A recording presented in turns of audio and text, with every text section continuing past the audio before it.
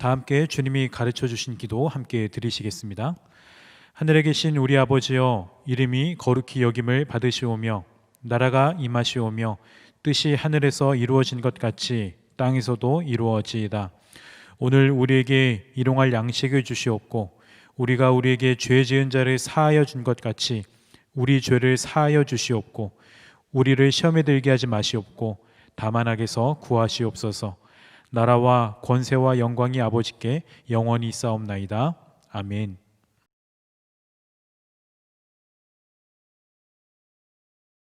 예수께서 성령의 능력으로 갈릴리에 돌아가시니 그 그 소문이 사방에 퍼졌고 친히 그 여러 회당에서 가르치심에 못사람에게 칭송을 받으시더라. 예수께서 그 자라나신 곳 나사렛에 이르사 안식일에 늘 하시던 대로 회당에 들어가사 성경을 읽으려고 서심해 선지자 이사야의 글을 들이거늘 책을 펴서 이렇게 기록된 데를 찾으시니 주의 성령이 내게 임하셨으니 이는 가난한 자에게 복음을 전하게 하시려고 내게 기름을 부으시고 나를 보내사 포로된 자에게 자유를, 눈먼 자에게 다시 보게 함을 전파하며 눌린 자를 자유롭게 하고 주의 은혜의 해를 전파하게 하려 하심이라. 책을 덮어 그 맡은 자에게 주시고 앉으시니 회당에 있는 자들이 다 주목하여 보더라. 이에 예수께서 그들에게 말씀하시되 이 글이 오늘 너희 귀에 응하였느니라. 그들이 다 그를 증언하고 그 입으로 나오는 바 은혜로운 말을 놀랍게 여겨 이 사람이 요셉의 아들이 아니냐?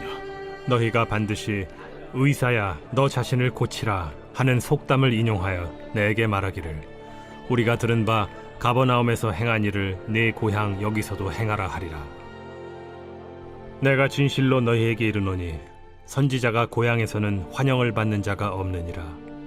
내가 참으로 너희에게 이르노니 엘리야 시대에 하늘이 3년 6개월간 닫히어 온 땅에 큰 흉년이 들었을 때 이스라엘에 많은 과부가 있었으되 엘리야가 그중 한 사람에게도 보내심을 받지 않고 오직 시돈 땅에 있는 사렙다의 한 과부에게 뿐이었으며 또 선지자 엘리사 때에 이스라엘에 많은 나병 환자가 있었으되 그 중에 한 사람도 깨끗함을 얻지 못하고 오직 수리아 사람 나아만 뿐이었느니라.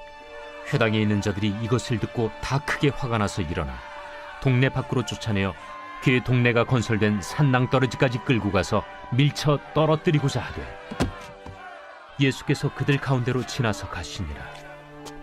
네, 오늘도 살아계신 우리 주님을 찬양합니다. 오늘도 함께 기도하기 위해 자리에 모이신 우리 모든 성도님들 가운데 하나님의 은혜가 함께 하시기를 주님의 이름으로 축복합니다. 예수님께서 공생애를 본격적으로 시작하셨습니다. 세례를 받으셨고 또 마귀에게 시험을 받으신 후에 이제 갈릴리로 돌아오셔서 본격적인 예수님의 공생애가 시작되었습니다. 오늘 본문에 보면 예수님께서 회당에 들어가셔서 사람들에게 이제 말씀을 읽어주시고 또 그 말씀을 가르치시는 장면이 나옵니다. 그 본문 말씀이 바로 이사야서에 나오는 말씀인데요. 이 말씀의 중에서도 구원을 선포하시는 말씀을 읽으세요. 그 말씀이 우리가 읽은 18절과 19절입니다. 한 번 더 읽어드리겠습니다. 주의 성령이 내게 임하셨으니 이는 가난한 자에게 복음을 전하게 하시려고 내게 기름을 부으시고 나를 보내사 포로된 자에게 자유를, 눈먼 자에게 다시 보게 함을 전파하며 눌린 자를 자유롭게 하고 주의 은혜의 해를 전파하게 하려 하심이라 하였더라. 아멘. 여러분, 이 말씀을 하나하나 좀 자세하게 나누어야 될 부분들이 많이 있지만 시간상 자세하게 설명을 드릴 수는 없고요. 결론적으로 말씀을 드리면 이 말씀은 하나님께서 이 백성들을 해방시켜 주실 것이다, 하나님께서 이 백성들을 자유롭게 구원해 주실 것이다 라고 하는 것을 약속하셨던 말씀이에요. 많은 사람들이, 많은 유대인들이 이때만을 기다려왔습니다. 이 이사야서에서 예언되었던 그 하나님의 종, 하나님이 보내실 그 하나님의 종이 나타나서 자기 자신들을 해방시켜주고 자유롭게 해줄 그 하나님의 종을 간절히 기다려왔어요. 자, 그런데 예수님께서는 이 말씀을 읽으시고 나서 이 말씀에 대해서 어떻게 말씀하셨는가? 그럼 21절 다 같이 읽어보겠습니다. 이에 예수께서 그들에게 말씀하시되 이 글이 오늘 너희 귀에 응하였느니라 하시니, 여러분, 예수님께서 이 말씀을, 이사야서의 말씀을 읽으시고 나서 이 말씀이 너희가 보는 이 자리에서 지금부터 이루어졌다라고 말씀을 하시는 거예요. 여러분, 엄청난 선포죠.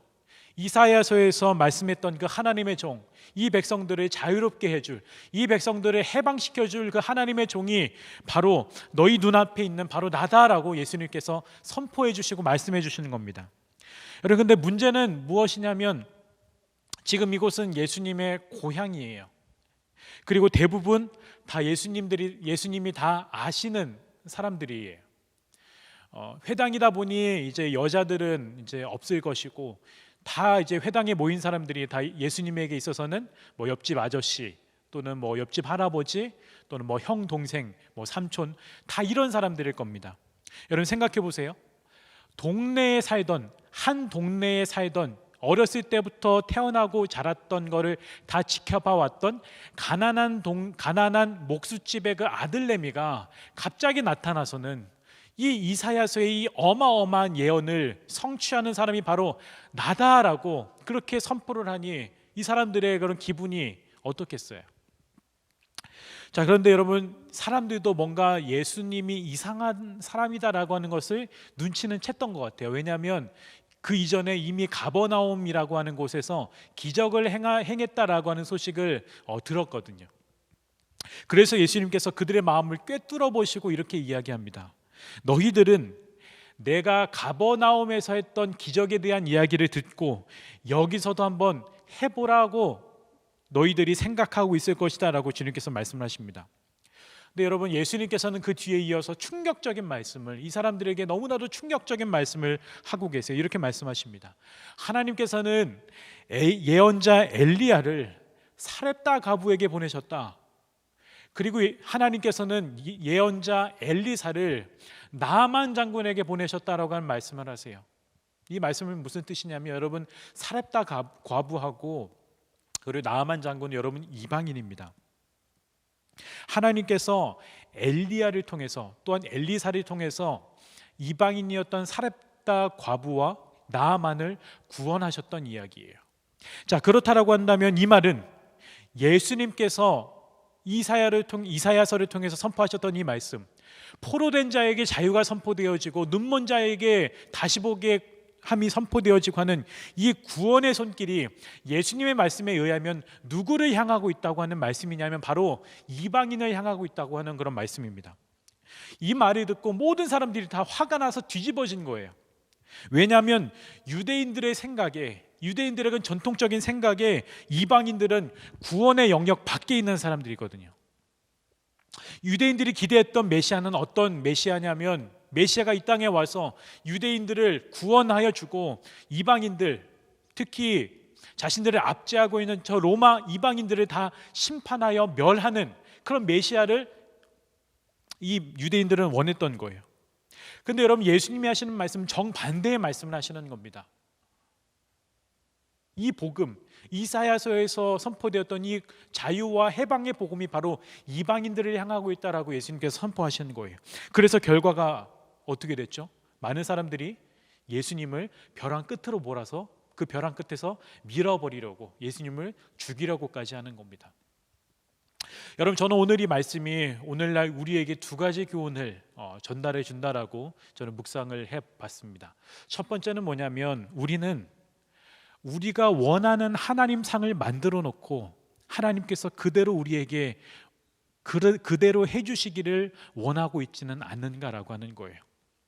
하나님께서 원하시는 것이 무엇인가, 하나님께서 바라시는 것이 무엇인가라고 하는 것을 우리가 듣고 그 하나님이 원하시는 대로 따라가려고 하는 삶이 아니라 내가 원하는 하나님 상, 내가 원하는 하나님 성품을 만들어 놓고 투영시키고 나서 하나님께서 이대로 나에게 해주시기를 원하는 그런 마음, 사실 이런 마음은 신앙이라고 하는 이름만 가졌지 우리의 욕심이 투영된 결과라고 이야기할 수가 있겠죠.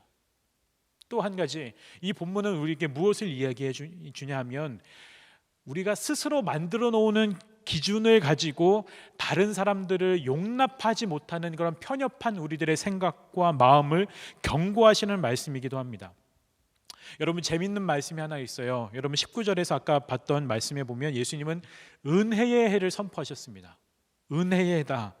여러분 이 말은 원어적으로 보면 하나님께서 받아들이실 준비가 되었다, 받아들이실 준비가 되었다라고 하는 그런 뜻을 가지고 있어요. 그런데 24절에서 예수님은 내가 너희들에게는 환영을 받지 못한다라고 말씀을 하셨거든요. 이 19절에 사용된 그 은혜의 해라고 하는 말하고 이 받아들이다라고 하는 말이 똑같은 단어입니다. 같은 단어예요. 즉 무슨 말씀이냐면 하나님께서는 이 백성들을 받아들이실 준비가 되셨는데, 근데 유대인들은 이 사실을 받아들일 준비가 아직 되지 않았다라고 하는 겁니다. 그러니 이 말씀은 내가 세운 기준을 가지고 다른 사람들을 받아들이지 못하는 우리의 그런 표독스러운 마음, 다른 사람들을 수용하고 용납하지 못하는 그런 우리 모든 사람들의 표독스러운 마음을 경고하고 있는 말씀이기도 한 거예요. 여러분, 예수님을 통해서 이제 하나님 나라가 본격적으로 시작되었습니다. 그런데 시작부터 유대인들은 삐걱거리기 시작하죠. 자기가 원했던 하나님의 나라가 아니라서 그래요. 자기가 꿈꿔왔던, 자기네들이 생각해왔던 하나님 나라가 아니어서 그렇습니다. 이것은 어쩌면 하나님 나라보다, 하나님보다 자기가 원하는 탐욕이 우선된 까닭일 수도 있겠습니다. 여러분, 바라기는 오늘의 말씀의 교훈처럼 내가 만든 하나님, 내가 원하는 하나님이 아니라 진짜 하나님, 성경에서 말씀하시는 하나님, 그 하나님을 믿고 따르는 우리 모두가 되시기를 주님의 이름으로 축복합니다. 함께 기도하겠습니다. 하나님, 오늘 이 누가복음 말씀을 통해서 우리에게 주시는 교훈처럼 하나님, 우리가 만든 하나님을 따르는 것이 아니라 하나님, 성경에서 말씀하시는 그 하나님, 진짜 하나님, 그 하나님께서 원하시는 것이 무엇인가라고 하는 것을 우리가 듣고 따르는 믿음의 성도들이 될 수 있도록 주님 도와주시고, 뿐만 아니라 우리가 스스로 만들어 놓은 기준을 가지고 다른 사람들을 용납하지 못하는 그런 편협함을 가지고 살아가는 것이 아니라 우리 하나님께서 우리 모든 사람들을 받아들여 주셨듯 우리 또한 다른 모든 이들을 받아들이고 용납하며 수용할 수 있는 넉넉한 그 예수님과 같은 마음을 우리에게 더하여 주시옵소서. 감사드리며 예수 그리스도의 이름으로 기도드립니다. 아멘.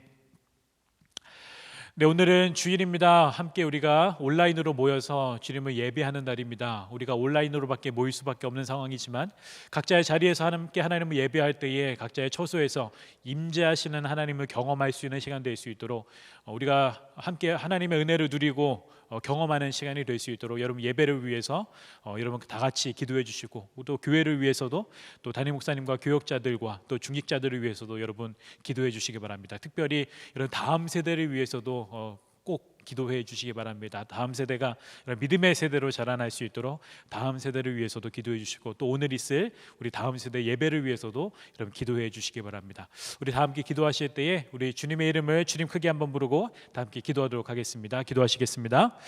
주님,